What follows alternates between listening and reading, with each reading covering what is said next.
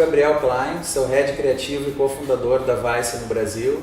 E no Fractal eu venho falar da publicidade pós-conteúdo, que na verdade é um conceito que diz que a marca deve olhar primeiro para a audiência, antes de pensar no consumidor, antes de pensar nos produtos e serviços que ela está vendendo, né, no interesse que ela pode ter naquele consumidor, ela se conectar emocionalmente com ele. Então a gente tem falado muito sobre o Branded Publishing, que é uma visão da marca como geradora de conteúdo.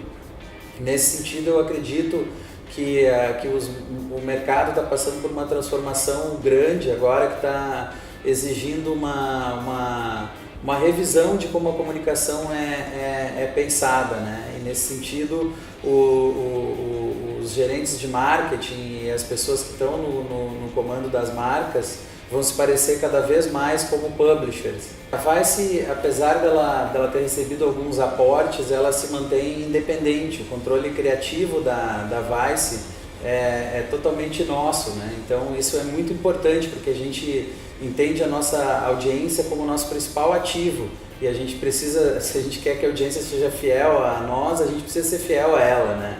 Então muita gente se preocupa assim quando lê que a Vice recebeu um aporte de um grupo ou de outro, ou recentemente a gente fez uma parceria muito grande de distribuição que ainda vai ser efetivada no Brasil para distribuição do nosso conteúdo de televisão, mas isso não altera em nada a forma como a gente pensa e como a gente faz o nosso conteúdo, né? A gente tem todo um cuidado do conteúdo ser blindado, né? E se manter puro, né? Independente. Então, o que vai acontecer na prática com esses investimentos que a gente recebeu é a gente poder produzir cada vez mais conteúdo de qualidade, focado para o público jovem no mundo. Os planos da Vice são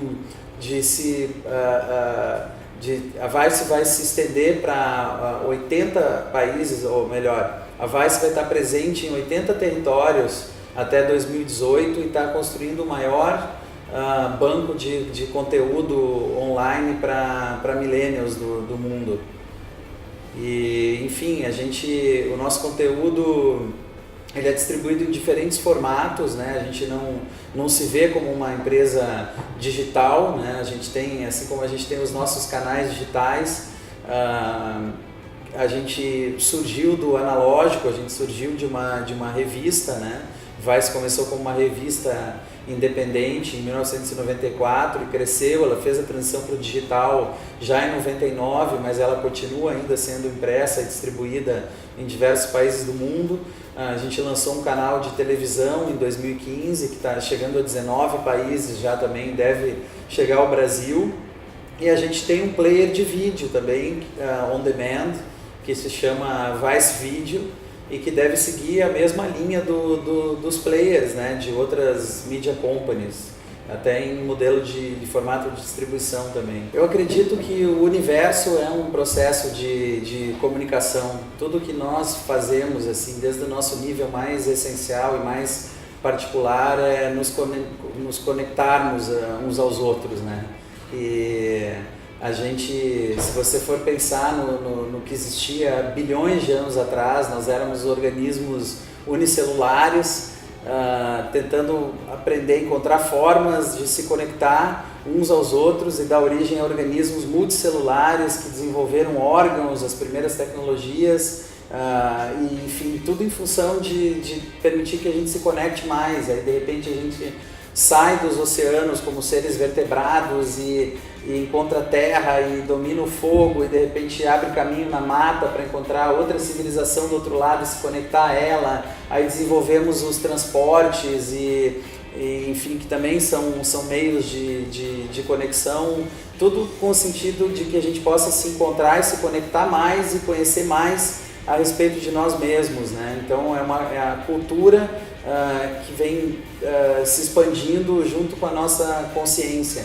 E eu acredito então nesse sentido que a conexão é um elemento essencial e o conteúdo é tudo o que existe, todo tipo de de informação organizada, assim, que compõe culturalmente e geneticamente o que nós somos, eu chamo de conteúdo. E a comunicação é um processo que resulta da interação de dois fatores, de conexão e conteúdo. Então, a conexão tem o objetivo de gerar conteúdo e o conteúdo de gerar conexão. E esse processo é um processo que ele se perpetua e ele forma um meio. Da intersecção desses dois fatores se criam os meios, né? Então temos meios de transporte, meio de troca, meio de comunicação, enfim, meios que permitem que a gente se comunique, se conecte mais e que se tornam obsoletos à medida que esse processo de comunicação vai evoluindo. Então eu acredito na extinção e na substituição de todos os meios, né? E aí não penso só em meios de comunicação, mas, por exemplo, o meio de troca, o capital, a linguagem, as religiões, as marcas. Eu acredito que tudo caminha para um processo de extinção e de substituição. E eu acredito que a comunicação nesse sentido tem um papel muito importante. Nós como comunicadores, nós temos uma responsabilidade muito grande. A gente está atuando em favor de uma engrenagem que é muito maior do que o que a gente vê na superfície do nosso trabalho. Nós não estamos criando campanhas, criando conteúdo apenas, né? A gente está trabalhando em função desse processo maior de conexão da vida, de conexão da vida humana. E a partir do momento que a gente começa a olhar para a vida como um processo de comunicação e a gente entende isso, eu acho que a gente passa a ter um propósito. A gente, quando consegue perceber o poder que a comunicação tem nas mãos de mobilizar as pessoas e de criar uma transformação de verdade no mundo, eu acho que você passa a ter uma vida menos medíocre, assim, enxergar apenas só o que você tem que fazer como trabalho e gerar um retorno, e gerar uma receita, e você está satisfeito com aquilo sem enxergar que com uma mudança de chave, com um clique, você não precisa se tornar uma ONG, mas você pode continuar fazendo dinheiro, gerando, enfim, movimentando ativos, cumprindo o seu papel social com uma visão mais ampla, né? De que você consegue tornar a comunicação e o conhecimento, o reconhecimento entre as pessoas melhor. E eu acredito que todas as ciências têm na base a comunicação. A medicina está tentando resolver problemas de comunicação, ela está tentando conectar células, organismos de uma forma melhor, que se comunique melhor, enfim, a genética, a química. Se você olhar para qualquer ciência, você enxerga a comunicação na base dessa ciência, porque a base do universo é a comunicação. A expansão da consciência é uma expansão da comunicação, é uma melhor conexão entre nós, né? Eu acredito que todos os problemas do universo são de comunicação, porque se a gente conseguir resolver esse problema das pessoas se entenderem, se conectarem, se compreenderem melhor, a gente consegue resolver todos os problemas do mundo, né? Porque nós somos parte de um organismo que ele trabalha em colaboração, né? Então você não existe como um indivíduo ou separado de outras entidades, de outros organismos. Você precisa, é um processo de aprender a colaborar, né? A gente eu penso, por exemplo, no fato de eu estar hoje aqui na perestroika para essa aula no Fractal, quantas pessoas precisaram colaborar comigo e eu precisei colaborar com quantas pessoas para poder estar falando para essa câmera agora, né? Eu peguei, sei lá, 3 corridas de táxi no processo, peguei 2 voos, eu me hospedei num hotel, enfim, eu me alimentei, eu encontrei pessoas na rua que me trouxeram informações novas, que colaboraram com o conteúdo que eu estou apresentando aqui hoje à noite. Então, eu acho que é um processo colaborativo.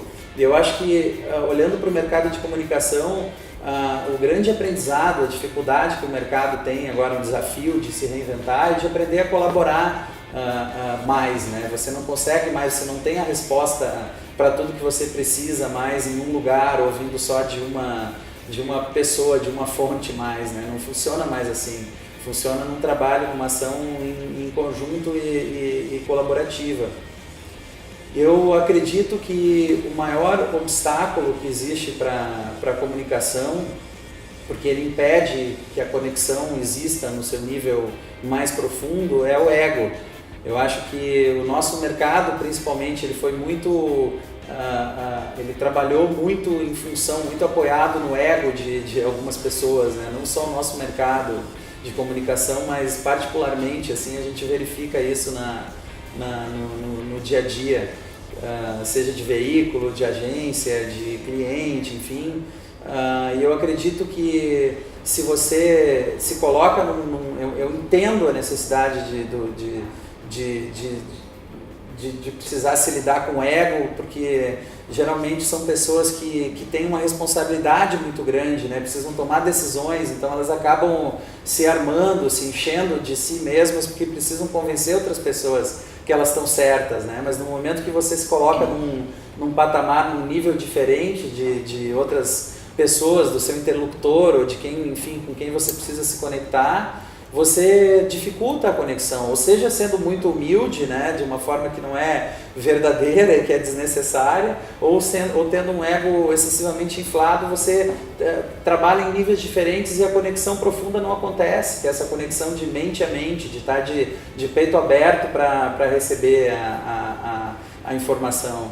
Me perguntam sempre como eu faço de onde eu busco inspiração e como eu faço para inovar no dia a dia, quem são as pessoas que me inspiram, e eu acho que são as pessoas do dia a dia, da rua, são as pessoas que eu encontro todos os dias. Eu acho que a gente tem que estar aberto para troca com qualquer pessoa, independente de quem ela seja, independente de onde ela venha, do nível de instrução. A primeira pessoa que você sai na rua, que para conversar com você, que pede uma informação para você, ela traz informações e saberes que você talvez não tenha acessado ainda sozinho, né? Então, eu acredito que é uma possibilidade, é uma oportunidade de acessar um conhecimento infinito, estar aberto a relações mais profundas com as pessoas, né? Independente de quem elas sejam. Eu me tornei pai há cerca de 2 anos e meio, e isso teve um impacto profundo na minha percepção do mundo, do meu papel, do que eu faço, do que eu coloco no mundo. Eu comecei a enxergar realmente um propósito, um sentido naquilo que eu faço mais ampliado, assim, me vendo trabalhando em função dessa engrenagem social que movimenta as comunicações, que nos conecta, né? Eu penso em tudo que eu faço, tudo que eu penso que eu coloco na rua, eu penso que eu estou colocando para o meu filho ou para os filhos de pessoas que talvez eu nem conheça. A gente está, na verdade, aqui preparando o mundo para uma outra geração só. A gente está vivendo num mundo que não é nosso, né? Porque a gente está vivendo um mundo que alguém deixou para a gente e preparando esse mundo para outra geração.